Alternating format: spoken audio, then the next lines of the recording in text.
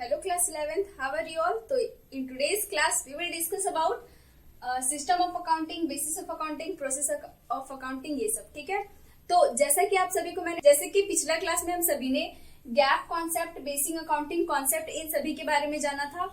And जो remaining topics हमारा रह गया था उससे हमने बोला था कि मैं उसे नेक्स्ट क्लास में कवर करूंगी। ओके, तो वीडियो में 2 दिन का थोड़ा डिले हो गया, इसके लिए I am really very sorry, क्योंकि मैं भी एक स्टूडेंट हूँ and I am also preparing for my exams, that's why थोड़ा लेट हो जाता है। ओके, सो नेक्स्ट है हमारा system of accounting and then we will discuss about basis of accounting, process of accounting, accounting standards and then we will discuss about last topic is IFRS और Ind AS। Okay, so सबसे पहली बात कि gap concept क्या है ये मैंने आपको बताया।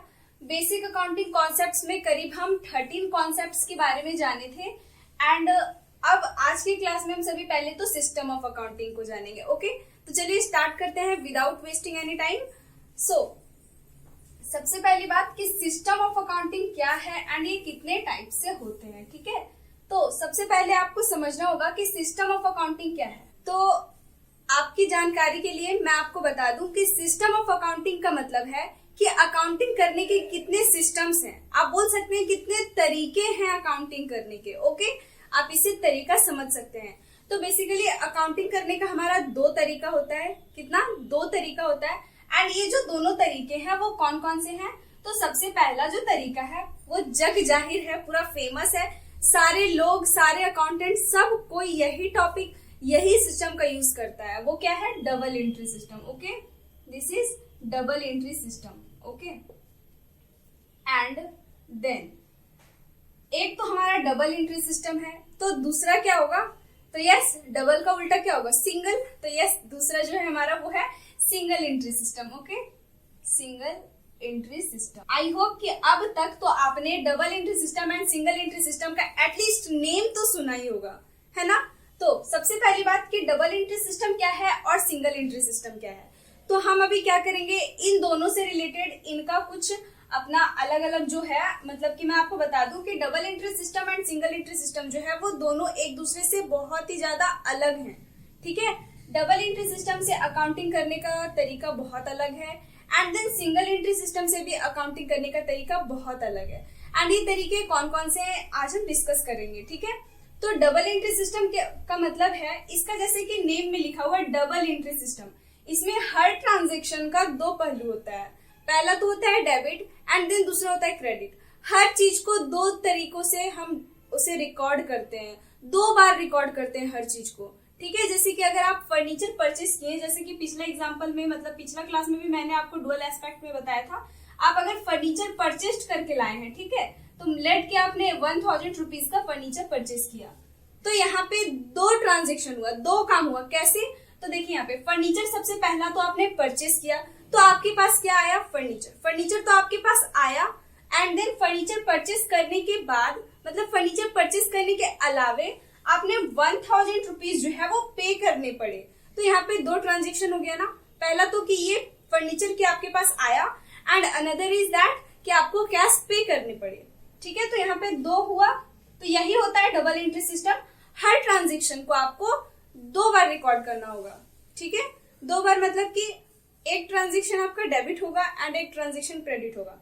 और जो बात आता है सिंगल एंट्री सिस्टम में, तो सिंगल एंट्री सिस्टम में कोई रूल नहीं है, मतलब फिक्स्ड रूल नहीं है कि आपको कैसे रिकॉर्ड करने हैं। ओके, सिंगल एंट्री सिस्टम बहुत ही इजी है एंड इसे रिकॉर्ड करना भी बहुत ही आसान होता है। ठीक है, तो चलिए हम अभी, ये तो अभी बस मैं बोल चाल की लैंग्वेज में मैंने आपको बता दिया, बट अभी हम समझेंगे कि क्या डिफरेंसेस है दोनों में, क्यों ये डबल एंट्री सिस्टम है एंड क्यों इसका नेम सिंगल एंट्री सिस्टम है। ठीक है, तो चलिए हम स्टार्ट करते हैं। सो सबसे पहला एंड मेन डिफरेंस जो दोनों में आता है वो क्या है? तो डबल एंट्री सिस्टम जो है वो साइंटिफिक है।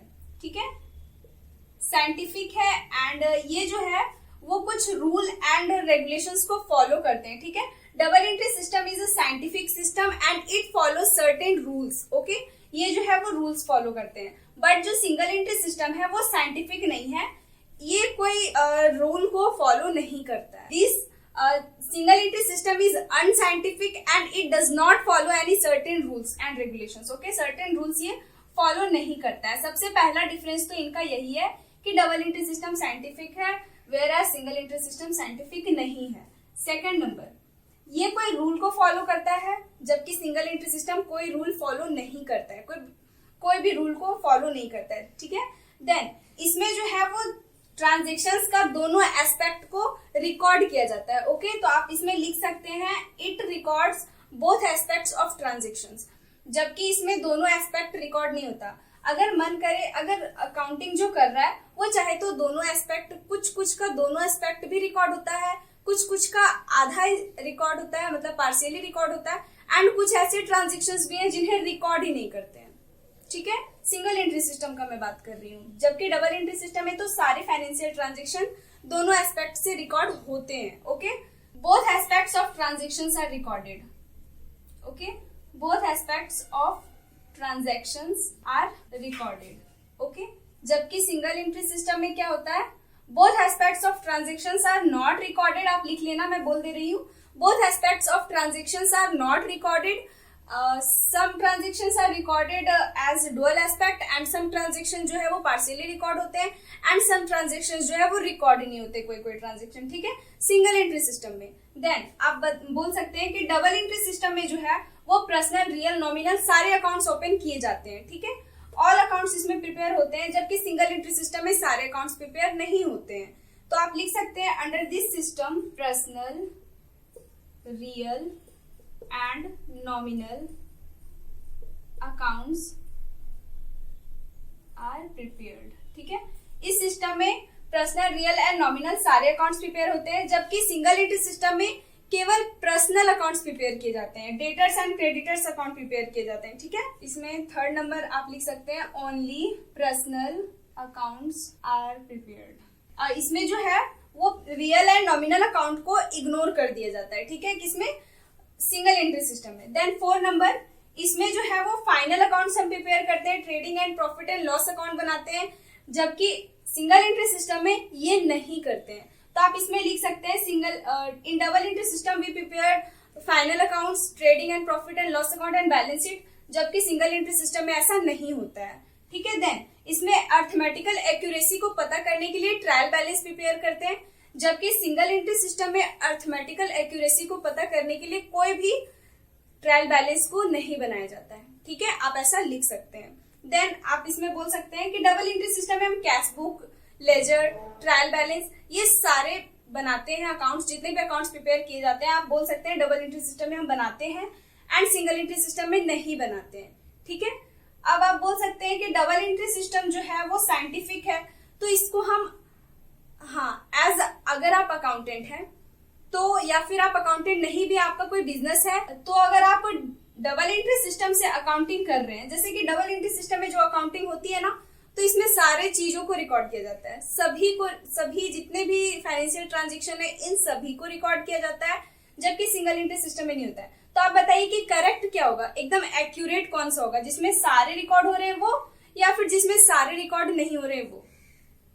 तो करेक्ट और एकदम एक्यूरेट वही होगा ना जिसमें सारा रिकॉर्ड किया जा रहा है, तो डबल एंट्री सिस्टम एक्यूरेट है। आप इस सिस्टम से अगर अकाउंटिंग करते हैं तो एविडेंस के रूप में आप कोर्ट में इसे पेश कर सकते हैं, जबकि सिंगल एंट्री सिस्टम से अगर आप अकाउंटिंग कर रहे हैं तो वो इनकम्प्लीट है आपका, ठीक है, उसमें सारे ट्रांजेक्शन्स तो रिकॉर्ड हो ही नहीं रहे, तो फिर वो इनकम्प्लीट हो गया ना, तो फिर आप उसे एविडेंस के रूप में नहीं लिख सकते, ठीक है।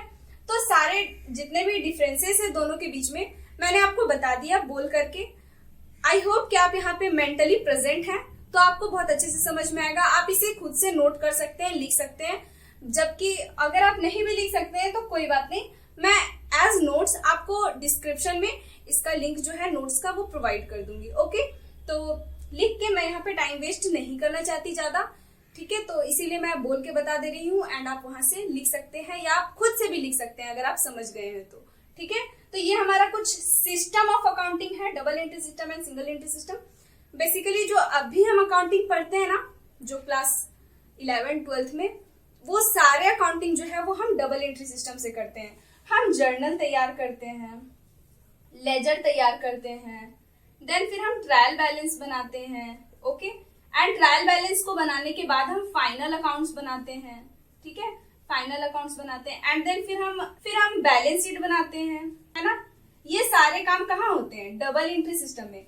जबकि सिंगल एंट्री सिस्टम में इतना सारा काम नहीं होता है, बल्कि होता है। सिंगल एंट्री सिस्टम भी आपका एक चैप्टर है क्लास 11th में, शायद वो आपको नेक्स्ट टर्म में पढ़ना है, मतलब टर्म 2 में आपको शायद वो पढ़ना है सिंगल एंट्री सिस्टम। उसमें आप समझ जाइएगा इसमें कैसे बनाते हैं। इसमें स्टेटमेंट ऑफ अफेयर्स बनाते हैं, क्लोजिंग एंड ओपनिंग डेट का कैपिटल पता करने के लिए, कैपिटल तक भी इसमें पता नहीं होता। देन हम इसमें statement of profit and loss बनाते हैं, इसमें स्टेटमेंट बनाते हैं, ठीक है। तो सिंगल एंट्री सिस्टम पढ़ेंगे उस टाइम भी समझ जाएंगे। एंड अभी कुछ डिफरेंसेस है जो मैंने आपको बता दिया। अब हम नेक्स्ट टॉपिक को समझते हैं, ठीक है। तो ये सिस्टम ऑफ अकाउंटिंग हो गया। अब हम बेसिस ऑफ अकाउंटिंग पढ़ते हैं, ठीक है। अकाउंटिंग करने का मेन आधार क्या है? What is the base of accounting? Okay, that is basis of accounting. So basis of accounting क्या है? सिस्टम ऑफ अकाउंटिंग में हमें पता चला कि अकाउंटिंग करने का कितना तरीका है, मतलब कि कौन कौन से तरीके से हम अकाउंटिंग कर सकते हैं, ठीक है। जबकि बेसिस ऑफ अकाउंटिंग क्या है कि अकाउंटिंग करने का कौन सा मेन बेस क्या है, ठीक है। तो अकाउंटिंग बेसिस ऑफ अकाउंटिंग भी हमारा 2 है, ठीक है। पहला है कैश बेसिस एंड दूसरा है एक्रूअल बेसिस। ओके, अब आप बताइए कि cash basis and accrual basis में क्या डिफरेंसेस है। So cash basis and accrual basis में डिफरेंस ये है कि कैश बेसिस में ओनली कैश ट्रांजेक्शन्स को रिकॉर्ड करते हैं, ओनली कैश ट्रांजेक्शन्स को, ओके। एंड इसमें जो है एक्रूअल बेसिस में कैश एंड क्रेडिट बोथ को रिकॉर्ड करते हैं, okay. Cash and credit both. समझ में आया? नहीं समझ में आया तो समझ लो। सबसे पहले अगर आप गए हैं, मान लेते हैं कि मैं गई हूं कोई स्टेशनरी शॉप पे अपना मार्कर परचेज करने के लिए, एंड मैंने अपना मार्कर परचेज किया, इसके लिए मुझे 25 रुपीज पे करने पड़े। मैंने शॉपकीपर को 25 रुपीज दे दिया एंड मुझे मार्कर मिल गया। तो ये कैश ट्रांजेक्शन हुआ, उधार में तो मैंने किया नहीं, तो मुझे ये जो रिकॉर्ड होगा वो कैश बेसिस होगा, ठीक है। सिर्फ कैश ट्रांजेक्शन इसमें रिकॉर्ड होगा। जबकि अब हम मान लेते हैं कि वहां से मैंने एक डायरी भी परचेज किया उधार में, वो डायरी को मैंने परचेज किया एंड अब मुझे वो उधार में परचेज किया मैंने, तो मुझे उसे कहाँ दिखाना चाहिए?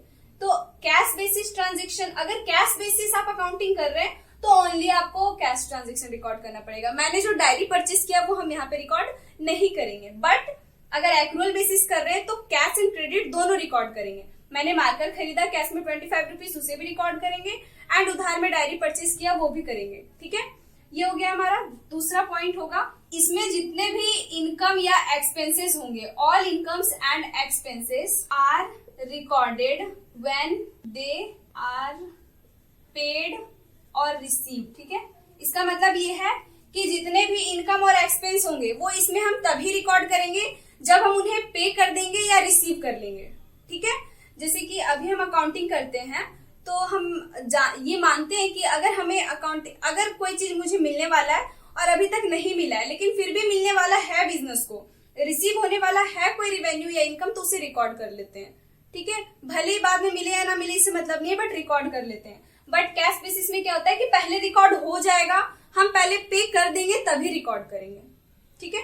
अगर मान लेते हैं कि 12,000 रुपीज जो है वो किसी को पे करने हैं, ठीक है। तो आपने 10,000 रुपीज पेड कर दिया एंड 2,000 रुपीज जो है वो अभी भी ड्यू है, ठीक है, मतलब अभी आपको देना पड़ेगा। तो आप क्या करेंगे?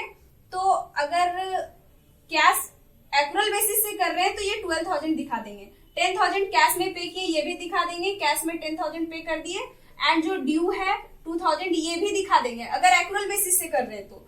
बट अगर कैश बेसिस से कर रहे हैं तो सिर्फ जो 10,000 पे किए हैं उसे ही यहाँ दिखाएंगे, ठीक है, कि 10,000 पे किया, बस।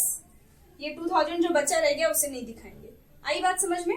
देन हम इसे भी वहां पे लिख लेते हैं।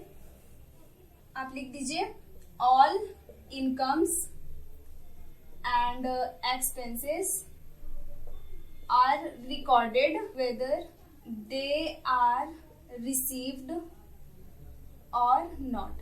रिसीव हुआ हो या ना हुआ हो रिकॉर्ड कर लेना है, ठीक है। नेक्स्ट, अच्छा बताइए, अगर हम सिर्फ कैश में पेमेंट कर रहे हैं, मतलब कि ट्रांजेक्शन तो दोनों तरीके से होते हैं, कैश में भी होते हैं एंड क्रेडिट में भी होते हैं। तो आप बताइए कि बस कैश वाले को रिकॉर्ड करने से या बस क्रेडिट वाले को रिकॉर्ड करने से क्या हमारा अकाउंटिंग जो है वो करेक्ट होगा?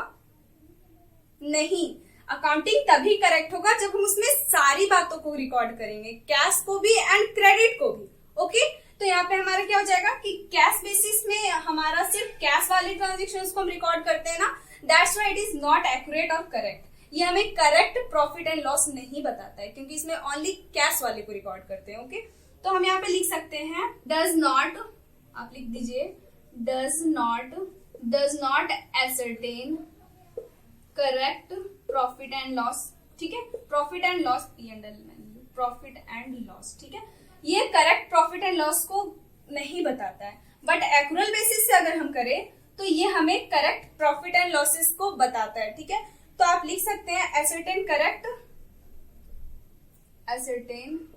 Correct profit and loss. ठीक है, देन ये जो है वो कंपनीज एक्ट के अंतर्गत नहीं आता है, बट एक्यूरल बेसिस जो है वो कंपनीज एक्ट के अंतर्गत आता है। अगर आप एक्यूरल बेसिस से कर रहे हैं तो यस, वो आपका एविडेंस के रूप में कोर्ट मानेगा एंड वो आपका सही है, कोर्ट उसको मानेगा, वो करेक्ट है। ठीक है, तो आप यहाँ पे लिख सकते हैं not recognised under Companies Act, not recognised under Companies Act. Okay, and 5 इसमें आप 4 में, ओ सॉरी 3rd एंड ये 4 है, इसमें आप लिख दीजिए recognised under Companies Act. Okay, then 5th number and इसमें भी 5th। अब बताइए कि कैश बेसिस में अगर हम करें अकाउंटिंग तो किसके लिए सही है कैश बेसिस में अकाउंटिंग करना एंड किसके लिए एक्यूरल बेसिस में अकाउंटिंग करना सही है। अगर कोई बिजनेस है तो उसमें कैश बेसिस से अगर अकाउंटिंग होगा तो क्या वो राइट है? नहीं, वो राइट कैसे होगा? क्योंकि कोई भी बिजनेस हो उसमें कैश एंड क्रेडिट ट्रांजेक्शन दोनों होते हैं। सिर्फ कैश वाले को रिकॉर्ड करना या सिर्फ क्रेडिट वाले को रिकॉर्ड करने से बिजनेस का अकाउंटिंग नहीं हो जाता। ठीक है, इसीलिए ये जो है ओनली फॉर प्रोफेशनल्स के लिए सही है। जैसे कि कोई डॉक्टर हो गया, कोई लॉयर हो गया, या फिर कोई और प्रोफेशन, जैसे मान लेते हैं बार्बर हो गया, बार्बर शॉप, ये सब। ठीक है, तो ये सब प्रोफेशनल्स के लिए है कैश बेसिस। क्योंकि अगर डॉक्टर के पास जाएंगे एंड अगर मुझे डॉक्टर का अपॉइंटमेंट लेना है तो पहले ही उसका फी पे कर देना होता है। उन लोगों का ज्यादातर ट्रांजेक्शन जो है वो कैश में ही होते हैं, क्रेडिट में तो कुछ होता ही नहीं है उनका, है ना। अगर कोई कस्टमर आए, अगर कोई पेशेंट आए एंड बोले कि पहले मेरा इलाज करो उसके बाद पैसे देंगे, तो ऐसा वो लोग करता ही नहीं है ना। तो इट्स, आप लिख दीजिए सुटेबल फॉर प्रोफेशनल्स एंड इसमें लिख दीजिए suitable for businesses. Okay, suitable for business company या फिर प्रॉफिट मोटिव अगर कोई है प्रॉफिट के। ठीक है, तो ये हो गया आपका बेसिस ऑफ अकाउंटिंग। स्क्रीनशॉट लेना है तो ले लो, इसे मैंने पूरा लिख दिया है जो मैं नोट्स में लिखी हूँ। ओके, तो ओके हो गया। तो ये हमारा बेसिस ऑफ अकाउंटिंग। अब आई होप कि आपने स्क्रीनशॉट ले लिया। अब हम थोड़ा प्रोसेस ऑफ अकाउंटिंग को समझ लेते हैं। ओके, तो मैं अब इसे क्लीन कर देती हूँ। अब हम प्रोसेस ऑफ अकाउंटिंग को समझ लेते हैं। तो सबसे पहले मैं प्रोसेस ऑफ अकाउंटिंग लिख लेती हूँ। अकाउंटिंग करने का क्या क्या प्रोसेस है उससे मैंने यहाँ पे लिख दिया। करीब 5 प्रोसेस से हमें गुजरना होता है एंड वो कौन कौन सा है। तो सबसे पहले जितने भी ट्रांजेक्शन्स हो रहे हैं वो ट्रांजेक्शन्स आपके कैश में भी होंगे एंड क्रेडिट में भी होंगे।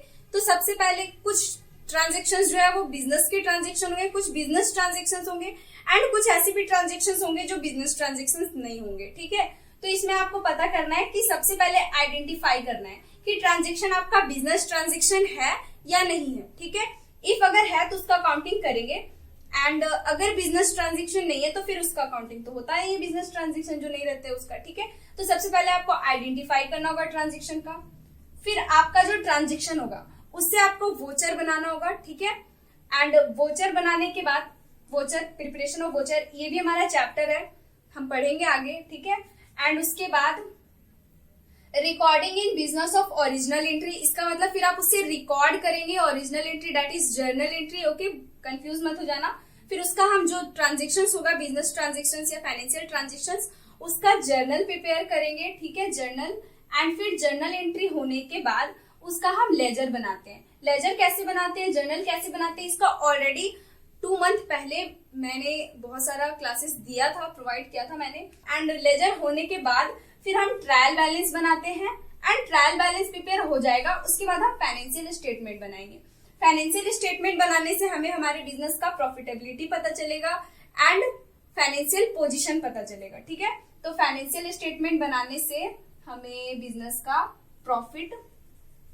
प्रॉफिटेबिलिटी एंड फाइनेंशियल पोजीशन आप बोल दो, फाइनेंशियल पोजीशन। ओके, तो फाइनेंशियल स्टेटमेंट प्रिपेयर करने से हमें प्रॉफिटेबिलिटी पता कैसे चलता है, तो ये हमारा trading and profit and loss account से पता चलता है, जबकि फाइनेंशियल पोजीशन पता करने के लिए हमें बैलेंस शीट बनाना होता है। ओके, तो इतना काम जो है वो हमारा प्रोसेस है अकाउंटिंग करने का। इसका भी अगर आपको स्क्रीनशॉट लेना है तो ले लो जल्दी से। तो ले लिया स्क्रीनशॉट, हो गया ना। तो ये हमारा कुछ process of accounting. Okay, I hope कि आपको समझ में आ गया। अब हम कुछ अकाउंटिंग स्टैंडर्ड्स को समझ लेते हैं, ठीक है। तो जल्दी से मैं अब इसे इरेज कर देती हूँ, हमें आगे भी समझना है। अब हम सभी जो समझने वाले हैं वो टॉपिक जो है ना वो बहुत ही इंटरेस्टिंग एंड आप बोल सकते हैं इंटरेस्टिंग हो ना हो बट इम्पोर्टेंट तो है, ठीक है। अकाउंटिंग स्टैंडर्ड, सबसे पहले सवाल ये आता है कि अकाउंटिंग स्टैंडर्ड है क्या। तो आप बोल सकते हैं accounting standard is a set of rules. Accounting standard is a set of rules जो कि हमारा ICAI, ठीक है, जो कि institute of chartered accountant of India, ठीक है, द्वारा बनाया गया है, ठीक है। Accounting standard is a set of rules जो कि हमारा किसके द्वारा बनाया गया है, institute of chartered accountant of India के द्वारा बनाया गया है। क्यों, तो पहले क्या था कि बहुत ही डाइवर्स अकाउंटिंग पॉलिसीज जो है वो लोग यूज करते थे, बहुत ही कंफ्यूजन होता था कि किसका करेक्ट है किसका रॉन्ग है ये, ठीक है। तो सारे लोग, सारे कंपनी, सारे बिजनेसेस अपना अलग अलग रूल फॉलो करते थे, जिससे अकाउंटिंग सिस्टम जो है बहुत ही डाइवर्स हो गया था। बहुत डाइवर्स अकाउंटिंग सिस्टम होने के कारण institute of chartered accountant of India जो है वो कुछ अकाउंटिंग स्टैंडर्ड्स को बनाए हैं। वो अकाउंटिंग स्टैंडर्ड्स भी आपको याद करने हैं। आपका एग्जाम में उससे रिलेटेड बहुत सारे MCQs क्वेश्चन आ सकते हैं। जैसे कि आपसे पूछ दे कि अकाउंटिंग स्टैंडर्ड 6 में किस चीज के बारे में बताया गया है, किस चीज के बारे में है, तो इस तरह से आपको फिर याद करना होगा अकाउंटिंग स्टैंडर्ड्स, ठीक है। तो हम समझ लेते हैं अभी कि अकाउंटिंग स्टैंडर्ड्स वैसे है क्या, ठीक है। तो अकाउंटिंग स्टैंडर्ड का मैं यहाँ पे पहले डिफिनेशन लिख देती हूँ एंड देन हम सभी उस डिफिनेशन को समझ लेंगे, ठीक है। तो मैं यहाँ पे लिखती हूँ, so here is a definition of accounting standard. अब हम इसे समझते हैं। तो accounting standards are written statements. क्या है, written statements of uniform accounting rules and guidelines in practice for preparing the uniform and consistent financial statements.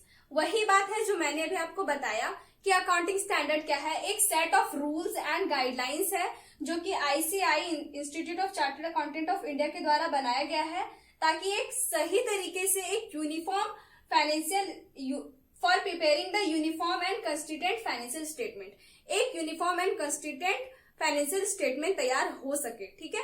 क्योंकि पहले जो है मतलब इसका जरूरत क्यों पड़ा, जैसे कि अगर हमें पूछा जाए नीड ऑफ अकाउंटिंग तो हम क्या कहेंगे, तो नीड ऑफ अकाउंटिंग का क्या है, तो देखिए पहले जो है वो बहुत ही डाइवर्स अकाउंटिंग पॉलिसीज जो है वो यूज किया जाता था, ठीक है। पहले जो है ना बहुत ही मतलब लेंदी सा था, बहुत ज्यादा मतलब इधर उधर डाइवर्स था।